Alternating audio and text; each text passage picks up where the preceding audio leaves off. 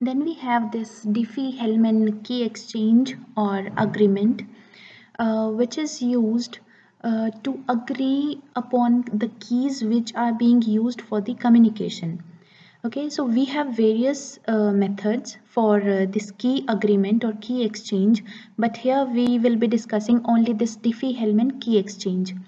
Okay, so this is a practical method for public exchange of the key for communication, and it is used in a large number of commercial products. So we will understand its process, that how the sender and the receiver they agree upon the keys, because sending the key is also a crucial part, right? So this is the process which is used. We will be verifying it because both the sender and the receiver they must have the same value of key. So before establishing a key, the two parties, which are sender and the receiver, they need to choose two numbers which we call as P and G. So we will be using these numbers for the further calculations. So P being a large prime number and G will be a primitive root of P, right? And P and G, these two numbers are known to everyone. They are public.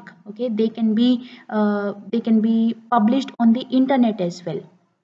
So only a part of the key using which the whole key can be calculated is known to everyone, but that does not make it vulnerable to attacks, so that everyone can calculate for the actual value of the key, because the method which is used to find out the keys between the sender and the receiver, most of the part of that calculation is known to the communicating parties only, right? So these are the steps which we follow. So Alice is the sender over here and Bob is the receiver. So Alice will choose a large random number x such that x is greater than or equal to 0 and less than equal to p minus 1. This p is this number which we have chosen over here. So if we have a numerical for it, so we have these values of p and g, and x and y also they can also be given, right? Then a value which we call as capital R1 is calculated using the value of x, then x and g and the value of p, right? So R1 is calculated using this expression. Then again Bob, which is the receiver end, it will choose another random number y such that y is greater than equal to 0 and less than equal to p minus 1, and it will also calculate a value r2 which will be equal to this expression. Okay, so g raised to y mod p it will calculate. Now Alice will send R1 to Bob. Now Alice will be sending the value which it has calculated to Bob, but it will not send the value x. So here we can see that P and G are public, okay, but x is private to Alice only and y is private to Bob.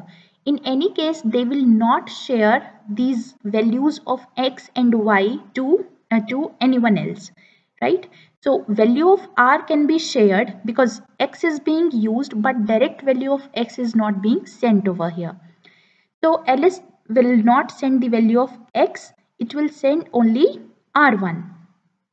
Then Bob sends r2 to Alice, and again this person Bob, it does not send the value of y, which is private to Bob only. Okay, so he sends only r2. Now Alice can calculate this expression because Alice has the value of x. It has the value of R2 which is sent by Bob in step 4. It has the value of P. So it can calculate this value, right? And Bob can calculate this value because Bob has Y with him and R1 has been sent by Alice and value of P is public. Now both of these values will be equal to the same value. Okay, so that means Alice and Bob, they both have the same key for the communication. So this key will be the symmetric key for this session in which Bob and Alice will be communicating, right? And the key, using these expressions which we have used over here, we can say that the value of key is this one, right? So the key is made up of P and G, which we have used over here, and X and Y, the values which are private to Alice and Bob, but they both can calculate this value using these expressions which we have calculated over here, right? So I'll be showing you this process in the form of diagram. So we have this value of P and G which are public. R1 is calculated by Alice in step 1. Then in step 2, R1 is sent to Bob.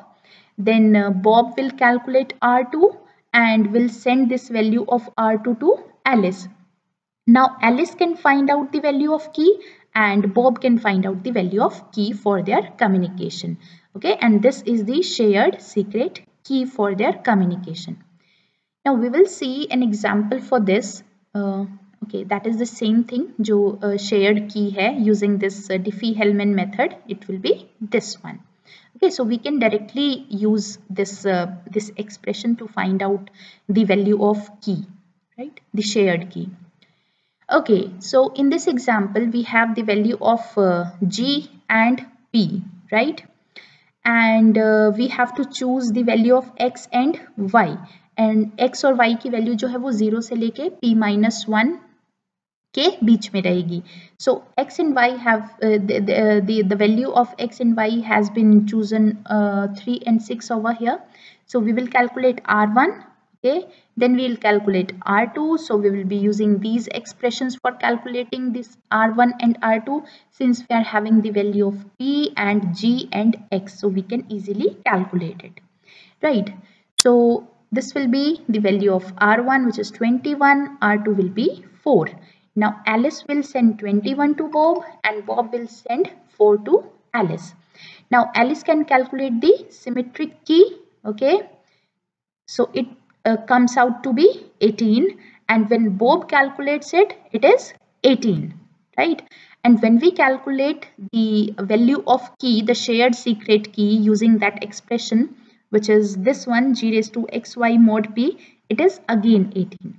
Okay, so in this way, we can share the secret key, the key which is being used for the communication for that particular session, secretly, privately, without without anyone, without anyone being familiar to this, right? So this is one method of key exchange, which we call as Diffie-Hellman key exchange or key agreement. Now this is another example which is a realistic one in which we are using large numbers. Okay, so this is the value of P, this is G, this is X, and this is Y.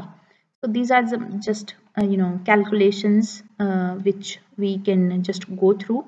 So the value of R1 is this, R2 after calculation is this one, and the key we have is this one, right? So this is the idea of Diffie-Hellman. Now, as I told you earlier as well, that we know a part of the key, that the whole public knows a part of the key. It does not know the whole key, right? So 1/3 of the key is public. So this X and Y, it is these values are known to sender and receiver only, and the complete key has the value of X, then Y and the G as well, right? So we can say that 1/3 part of the key is public, और ये जो दो parts हैं key के, they are known to the sender and the receiver, और जो complete key बनेगी वो पूरी की पूरी वैल्यू सेंडर और रिसीवर के पास होगी, लेकिन उसका एक एक पार्ट उनके लिए अननोन होगा for the calculation. They will be having the value for the key, right? But they they cannot use the data or the value which is with the other user. Fine. So that is the Diffie-Hellman idea which we use for the exchange of the key.